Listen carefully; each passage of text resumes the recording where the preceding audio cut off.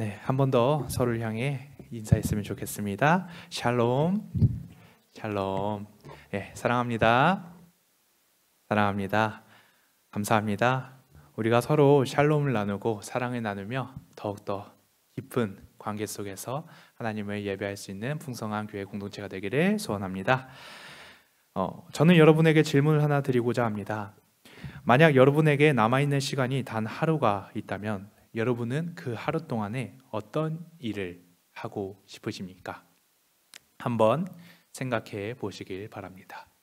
여러분은 여러분에게 하루가 있다면 어떤 일을 하고 싶으십니까? 여러분의 생각을 제가 읽을 수는 없겠지만 아마도 여러분 각자마다 생각하고 계신 게 떠오르시는 게 하나쯤은 있으실 거예요. 누군가는 여행을 가고 싶으실 수도 있고요. 누군가는 지금껏 먹어보지 못했던 그런 아주 맛있는 특식을 먹어보고 싶은 분도 계실 거고요. 또 어떤 이는 사랑하는 사람과 마지막 시간을 함께하고 싶은 사람도 있을 거고요. 어떤 사람은 그동안 타보지 못했던 그 외제차를 렌트해가지고 타고 싶은 그런 생각도 가질 수 있을 것입니다. 여러 가지 생각 가운데 저는 한 가지 공통적인 생각들을 발견하게 되는데요. 우리가 마지막 순간에 생각할 때 나는 무엇을 하고 싶을까 생각을 했을 때 우리는 대부분 우리를 위한 어떤 시간을 보내기를 원한다는 그런 공통점을 저는 발견했습니다. 우리는 우리의 마지막 순간에 뭔가 자신에게 특별하고자 하는 그런 일이나 어떤 물건을 우리가 떠올리고는 하죠. 그런데 이것은 당연한 일입니다. 우리는 우리를 사랑하는 것이 당연하고요. 마지막 순간에까지 우리는 우리들의 특별한 시간을 보내는 것이 우리에게 있어서 당연한 일이겠지만 그런데 예수님께도 제가 이 동일한 질문을 가지고 예수님께도 한번 드려보았습니다. 예수님께서는 예수님의 그 마지막 순간에 과연 어떤 일을 하고 싶으셨나요? 그 질문을 드린 다음에 이 말씀을 묵상하다 보니까 그 답은 바로 1절에 나타나 있었습니다. 우리 함께 1절을 읽어보도록 하겠습니다. 1절 잠깐 띄워주시면 감사하겠습니다. 네, 함께 읽겠습니다. 시작. 유월절 전에 예수께서 자기가 세상을 떠나 아버지께로 돌아가실 때가 이른 줄 아시고 세상에 있는 자기 사람들을 사랑하시되 끝까지 사랑하시니라. 아멘. 예수님께서 삶의 마지막 순간에 그분이 십자가를 지고 고난을 받으시기 그 전에 반드시 하고자 하셨던 그것은 자기 사람들을 끝까지 사랑하는 일이었다고 합니다. 여러분, 여기서 예수님께서 말씀하신 이 자기 사랑을 끝까지 하는 그 사랑은요, 원어적으로 살펴보았을 때 아가파오라는 단어를 사용했습니다.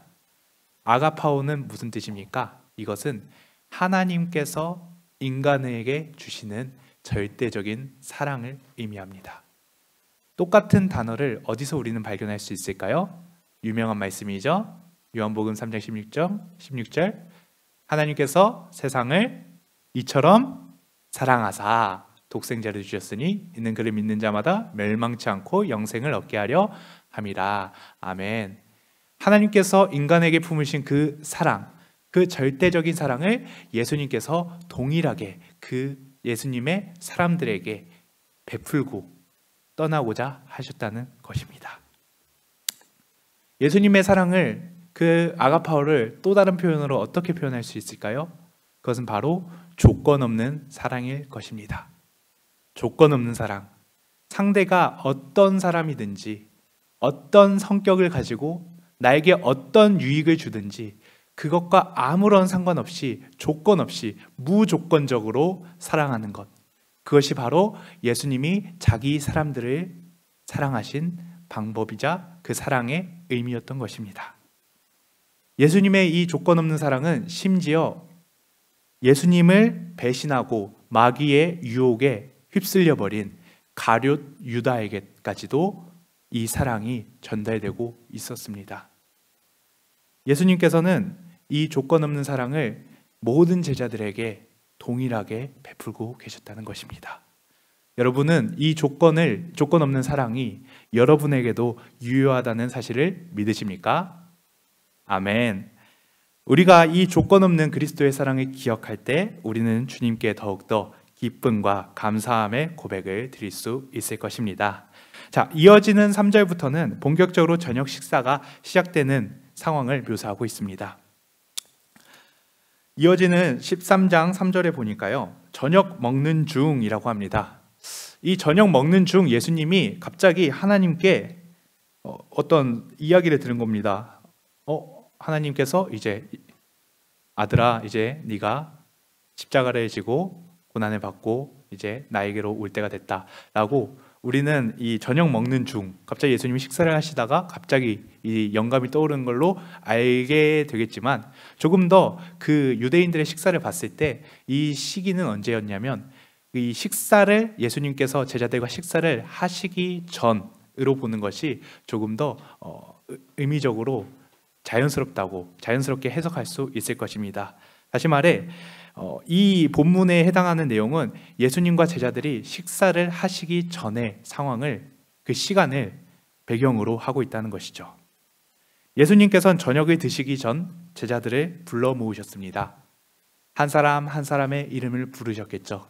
그리고 그들을 자신의 앞에 앉히신 다음에 어떻게 하셨나요? 예수님께서는 자신의 겉옷을 벗으셨습니다. 자신의 겉옷을 벗으시고 또 깨끗한 수건을 가지고 와서 자신의 허리에 동여 매셨습니다. 그리고 물이 담긴 대야를 가져오셔서 그 물을 가지고 제자들의 발을 한 사람씩 정성스럽게 씻겨 주셨습니다. 요한복음에서 왜 예수님이 이렇게 제자들의 발을 씻겨주는 모습을 구체적으로 묘사하고 있을까요? 우리가 보기에는 누군가의 발을 씻겨주는 것은 그렇게까지 특별한 일로 보이지 않습니다. 충분히 사랑한다면 그럴 수 있다고 생각이 돼요. 그런데 이 당시 상황에서 사람이 다른 사람의 발을 씻겨준다는 것은 너무나도 특별하고 정말 이상한 사건으로 보였던 것입니다. 여러분, 예수님께서 제자들의 발을 씻기실 때 어떠한 자세를 취했는지 한번 상상해 보십시오. 예수님께서는 무릎을 꿇으셨을 것입니다. 무릎을 꿇으심으로써 그 제자보다 낮은 자세로 제자의 발을 씻기기 위해 준비하셨겠죠. 또 예수님의 시선은 제자의 발에 위치했을 것입니다. 발은 어디 있습니까? 사람이 가진 신체 중에 발은 가장 낮은 곳에 위치해 있습니다. 예수님께서는 무릎을 꿇으시고 그 시선을 발에 옮기심으로써 인간이 가질 수 있는 가장 낮은 자세로 제자들을 섬기고자 하셨습니다. 그런데 이것은 당시 유대인들에게 이 발을 씻기는 행위는 또 다른 의미가 있었는데요. 이 발을 씻기는 것은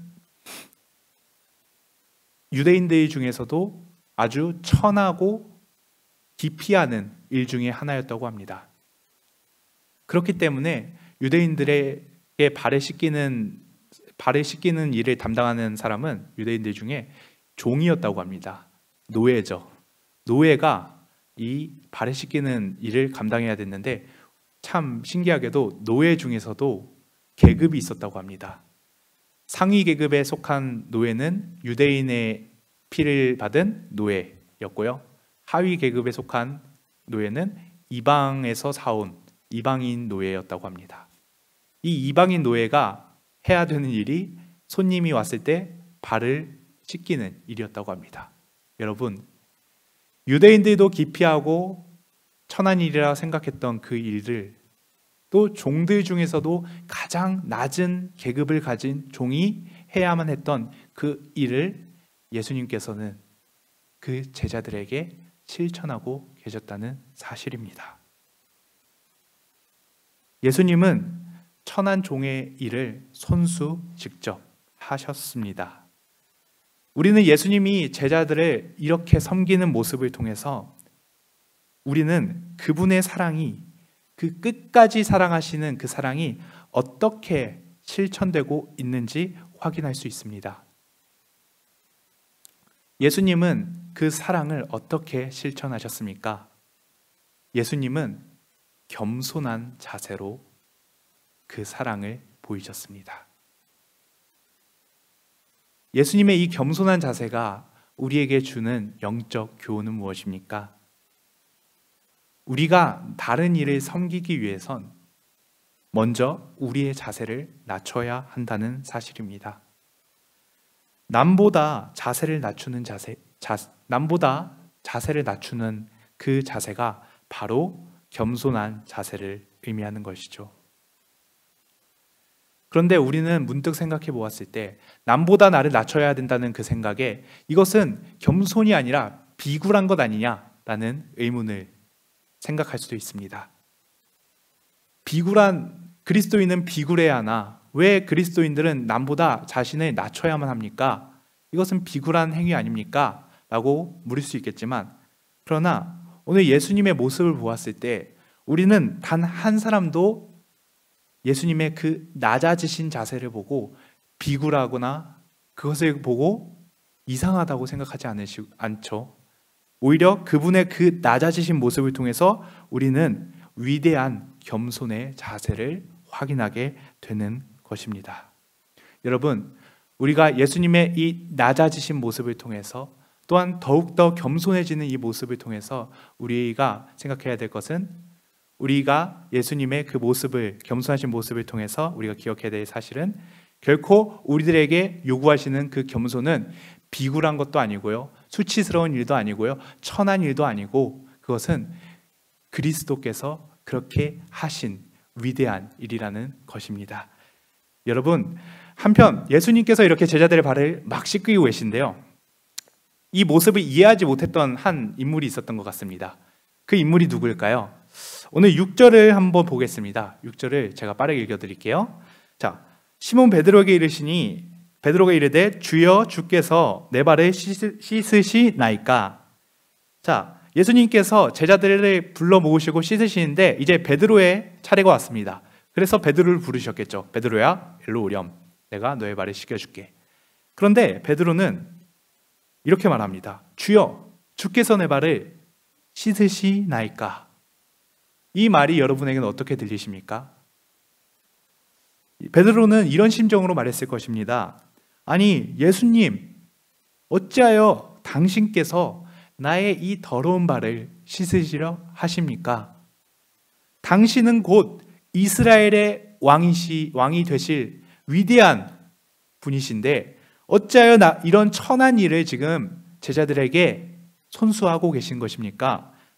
이해가 되지 않습니다. 베드로의 이 생각은 상식적인 생각입니다. 베드로의 이 생각은 잘못된 생각이 아니죠. 왜냐하면 이 세상의 질서는 어떻습니까? 낮은 자가 높은 자를 섬기는 것이 당연한 것이 이 세상의 질서입니다. 베드로도 동일했습니다. 베드로도 섬김을 받는 것은 낮은 자가 높은 자를 향한 섬김이 그 방향이 옳은 것이지, 예수님께서 낮아지셔서 제자들 섬기는 그 방향은 베드로에게 이해가 되지 않는 그런 질서였던 것입니다. 그런데 예수님께서는 베드로를 타이르십니다. 어떻게 타이르시나요? 7절에 예수께서 대답하여 이르시되 내가 하는 것을 네가 지금은 알지 못하나 이후에는 알리라.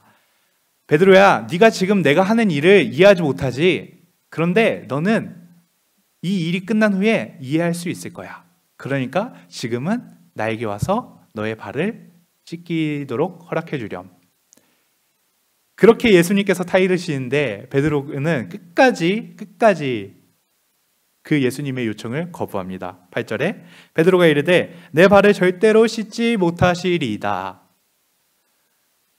예수님, 당신은 저의 발을 씻을 수 없어요. 왜요? 당신은 선생님이시고 당신은 주님이신데 어찌 나의 이 더러운 발을 씻을 수 있겠습니까? 내가 그걸 용납 못해요.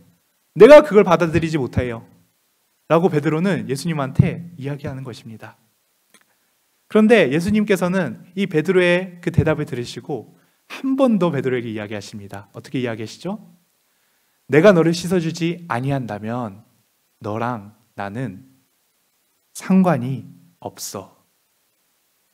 여러분, 베드로는 이 말을 듣고 깜짝 놀랐을 것입니다. 아니, 내가 그토록 사랑하는 예수님께서 네가 나에게 발을 내밀지 않고 내가 너의 발을 씻겨주지 못하면 너랑 나랑은 남이야. 너랑 나랑은 관계가 없는 사람이야. 라고 선을 그어버리시려 하시니까 베드로는 깜짝 놀라서 이렇게 대답합니다. 베드로가 주님, 내 발뿐만이 아니라 내 머리와 내 손까지 다 씻어주세요. 목욕을 시켜달라는 말입니다. 이 대답을 듣고 예수님께서는 다시 한번 이야기하시죠. 베드로야, 너희는 이미 다 깨끗해졌어. 너희는 목욕할 필요가 없어. 너희들이 씻을 부분은 발밖에 없어. 너희는 발만 씻으면 돼. 예수님께서 이렇게 말씀하신 그 의도가 무엇일까요? 여러분, 예수님께서 왜 목욕하는 일 그리고 발 씻는 일을 따로 구분해서 그들에게 이야기하셨을까요? 우리는 여기서 구원에 대해서 생각해 볼 수 있을 것입니다. 여러분, 구원은 한 번 받으면 다시 받을 필요가 없습니다. 믿으십니까? 여러분에게 선물하신 구원은요, 하나님께서 취소하실 수 없습니다. 믿으십니까? 우리에게 주어진 구원은 한 번 받으면 또 받을 필요가 없습니다. 왜냐하면 구원은 단번에 이루어진 사건이기 때문입니다. 그런데요, 우리는 구원을 받았다고 해서 다 끝난 것이 아닙니다. 구원을 받은 우리에게는 날마다 해야 되는 일이 있습니다. 그것이 무엇입니까? 베드로에게 말씀하시죠. 너의 발을 내가 씻겨야 된다. 우리가 구원을 받았지만, 우리가 이미 깨끗함을 받았지만 날마다 우리의 발은 밖을 돌아다니다 보면 더러워지게 됩니다. 마찬가지로 우리가 깨끗함을 입었을지라도 우리는 삶을 살다 보면은 너무나도 많은 죄와 너무나도 많은 하나님을 대적하는 일들 가운데 우리의 영혼과 우리의 육신을 더럽히게 됩니다. 그래서 우리에게 필요한 것은 무엇입니까? 예수님께서 너희의 발을 씻어야 된다는 말이 무슨 의미를 가지고 있습니까?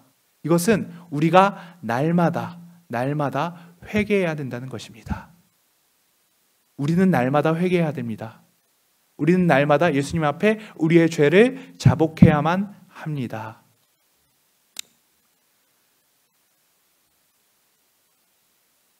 만약 우리가 우리의 죄를 자복하지 않고 우리의 더러워진 이 영혼들을 깨끗하게 씻지 않는다면 어떤 일이 발생할까요?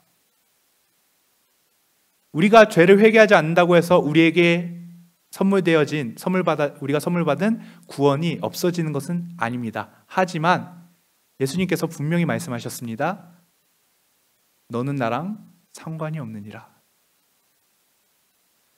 우리가 죄를 날마다 자복하고 우리의 더러워진 이 영혼을 깨끗하게 씻어야 되는 이유는 무엇입니까?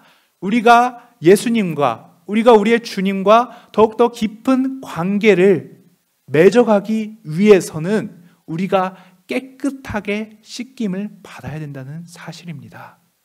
여러분, 그렇게 깨끗하게 씻김을 받지 못했던, 그리고 결국 예수님과 상관이 없어져 버렸던 그 대표적인 인물이 누굽니까? 바로 가룟 유다입니다. 가룟 유다는 누굽니까? 예수님의 제자입니다. 예수님께서 끝까지 사랑하시기로 작정하셨던 자기의 사람들에 포함한 인물입니다. 그래서 예수님께서는 그 가룟 유다의 발마저 씻어주셨습니다. 그 가룟 유다에게 성찬을 베푸셔서 빵을 떼서 포도주를 찍어 그 입에 넣어주셨습니다. 그렇게까지 사랑하신, 그렇게까지 관계하고 싶으신 그 예수님의 마음을 가룟 유다는 알지 못하고 그는 결국 어떻게 되었습니까? 그는 끝까지 회개하지 않고 그는 빛이신 예수님, 생명이신 예수님을 버려두고 어둠과 사망의 밤을 향해 달려갔던 것입니다. 주님께서 우리에게 수많은 회개의 기회를 열어주십니다. 우리가 죄를 지을 때마다 우리가 그 죄를 회개하고 고백할 수 있도록 기회들을 열어주실 때 우리가 해야 할 일은 그 기회를 잡는 것입니다. 우리가 그 기회를 잡지 않고 우리가 한 번, 두 번 우리의 죄를 넘어가게 된다면 우리는 어떻게 되는 것입니까? 우리는 생명이신 예수를 떠나, 빛이신 예수를 떠나 죽음과 어둠의 밤 가운데 가룟 유다와 같이 달려가게 되는 것입니다. 그렇게 예수님과 상관없는 자가 되어버리는 것이죠. 저는 여러분과 제가 그런 예수님과 상관없는 자가 아니라 예수님과 상관이 있는, 예수님과 관계가 있는, 예수님과 애틋한 그 관계 속에서 사랑하는 그런 아름다운 관계가 저와 여러분과 예수님의 관계가 되기를 소원합니다. 오늘 이 시간 마지막 주제를 가지고 말씀을 나누기를 원합니다.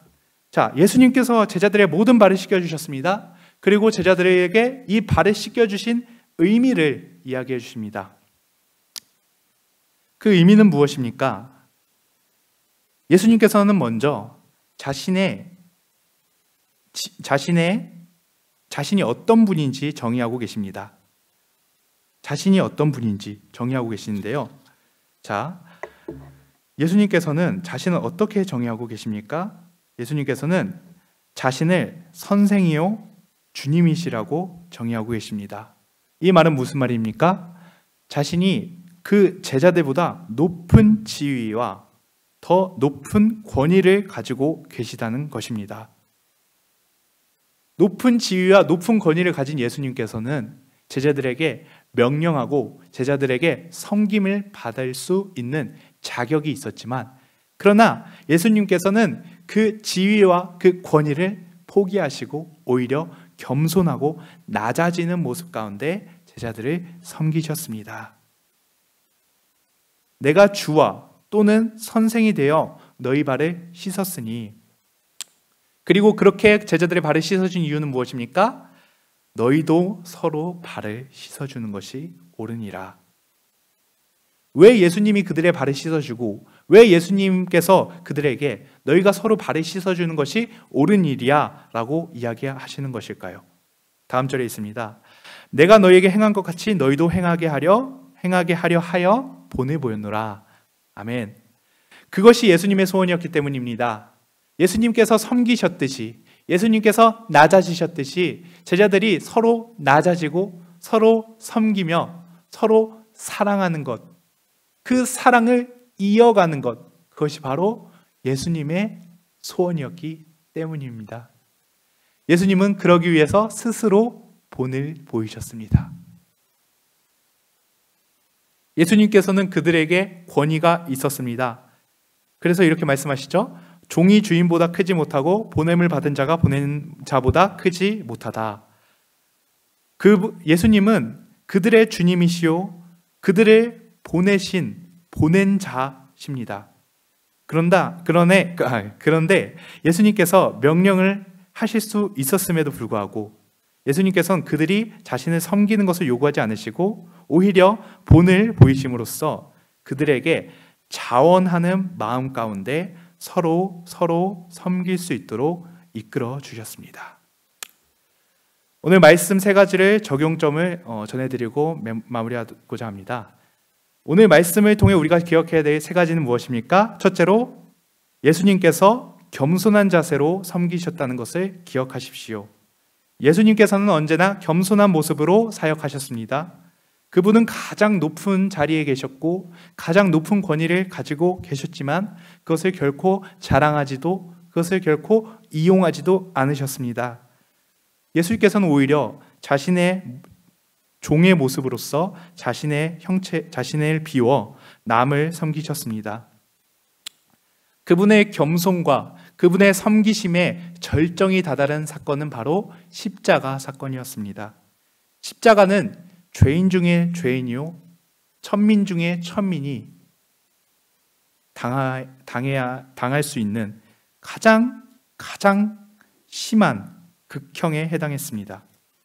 그러나 예수님께서는 친히 종의 모습으로서 그 십자가를 받아들이셨습니다.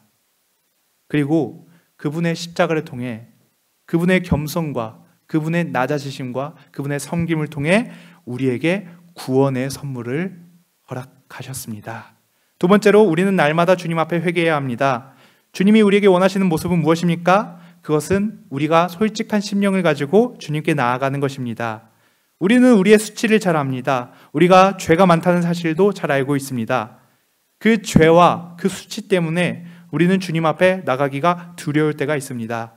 그런데 오늘 주님께서 우리에게 말씀하십니다.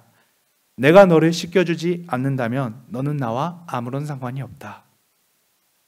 내가 너의 그 더러워진 발과 내가 그 너의 얼룩진 영혼을 씻어줘야만이, 네가 그렇게 깨끗하게 되어야만이 너는 나와 함께할 수 있어 라고 예수님께서 말씀하고 계시는 겁니다. 예수님의 이 간절한 요청 속에서 우리는 어떻게 반응해야 합니까? 그저 우리의 발을 주님께 내려놓는 것입니다. 솔직하게 우리의 마음을 내려놓는 것입니다. 솔직하게 우리의 죄를 고백하는 것입니다. 회개하는 것입니다. 그 가운데 주님께서는 우리의 몸과 마음을 깨끗하게 씻어주시는 은혜를 베풀어 주실 것입니다. 마지막 세 번째로 예수님을 본받아 겸손한 삶을, 섬김의 삶을 살아가십시오. 예수님이 제자들의 발을 씻겨주신 궁극적인 목적은 그들이 예수님의 모습을 본받아 서로를 겸손하게 섬기는 일이었습니다. 우리 또한 예수님의 제자입니다. 믿으십니까? 우리 또한 그리스도인입니다. 믿으십니까? 주께서 우리를 섬기셨듯이 우리는 우리의 자녀와 우리의 가정과 우리의 교회와 세상 이웃들을 섬겨야 할 사명이 있습니다.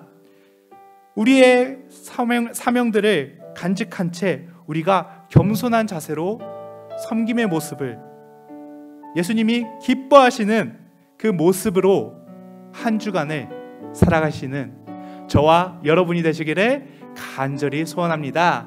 함께 기도하시겠습니다. 이 시간 다시금 우리의 말씀을 기억하며 하나님께 기도로 나아가길 원합니다. 먼저 우리가 우리의 더러워진 그 심령들을 하나님께 솔직하게 내어놓기를 원합니다. 주님께서 우리를 깨끗하게 하길 원하십니다. 솔직한 우리의 모습을 원하십니다. 우리는 그저 우리의 수치와 우리의 죄와 우리의 연약한 부분을 주님께 내어놓는 것밖에 우리가 주님께 해드릴 방법이 아무것도 없습니다. 우리가 그것을 기억하며 우리의 죄를 이 시간 회개하며 나아가시겠습니다. 함께 주여 외치며 기도하시겠습니다.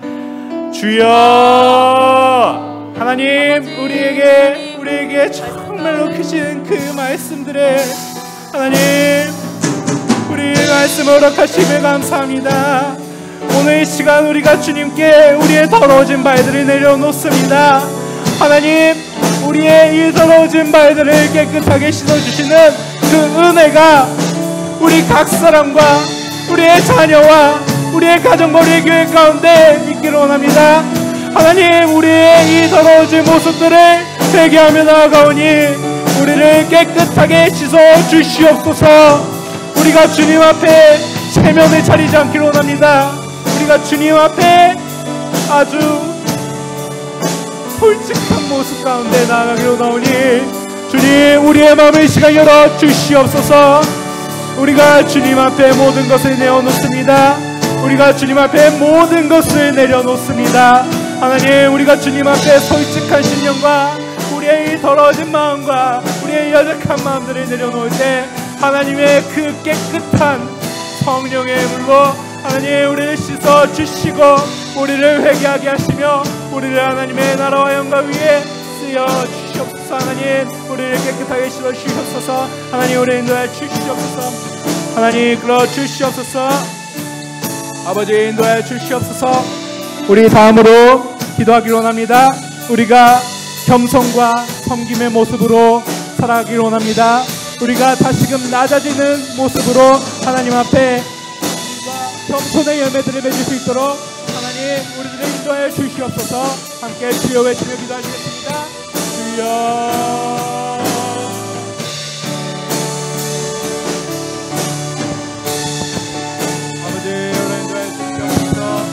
하나님, 우리를 불러 주시옵소서. 우리가 주님 앞에 정말로 하나님 그 말씀 가운데 우리가 바로 서기 원합니다. 주께서 우리를 사랑하셨듯이 우리가 그 조건 없는 사랑 가운데 하나님 그 사랑을 누리며 살아가기 원하오니 주여 우리에게 그 사랑을 다시금 확인시켜 주시옵소서. 하나님 우리가 하나님의 사랑과 하나님의 긍휼하심 바라보며 하나님 또한 우리를 위하시는 그 그리스도의 성김과 겸손의 마음 가운데 하나님 우리가 그 본을 받기를 원합니다. 하나님 우리가 우리의 이웃과 우리의 속한 모든 사랑하는 자들에게 오직 겸손한 모습으로서 오직 섬김의 모습으로서 하나님 우리가 정말 하나님 그들을 섬기기로 원하오니 주님 우리의 마음을 낮춰주시고 우리를 더욱더 그리스도의 마음을 담게 하여 주시옵소서. 우리의 필요를 하는 우리의 필요를 요구하는 우리의 이웃들에게 우리가 남김없이 우리의 가진 것들을 나눌 수 있기를 원합니다. 하나님 우리가 가진 것들을 아낌없이 나누게 하시고 우리가 또한 하나님의 정말로 하나님께서 바라보시는 그 안타까운 영혼들을 우리가 바라보며 그들을 하나님 섬기며 나아갈 수 있도록 우리에게 하나님 낮아진 마음과 겸손의 마음을 허락하여 주시옵소서. 우리가 섬기는 것에 인색하지 않기를 원합니다. 주께서 우리를 위해 섬기셨듯이 우리가 하나님을 섬기며 또 우리 이웃들을 섬길 수 있도록 하나님 우리의 섬김의 마음을 허락하여 주시옵소서. 하나님 우리를 은혜 가운데 하나님 인도해 주시옵소서. 하나님 인도해 주시옵소서.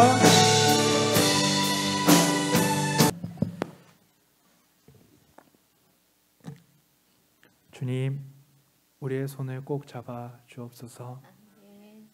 주님 우리가 날마다 주님 앞에 우리의 발을 내어드립니다. 우리의 더러워진 발과 우리의 더러워진 심령들 우리가 믿음으로 주님 앞에 내어드릴 때 우리를 깨끗하게 씻어 주시옵소서.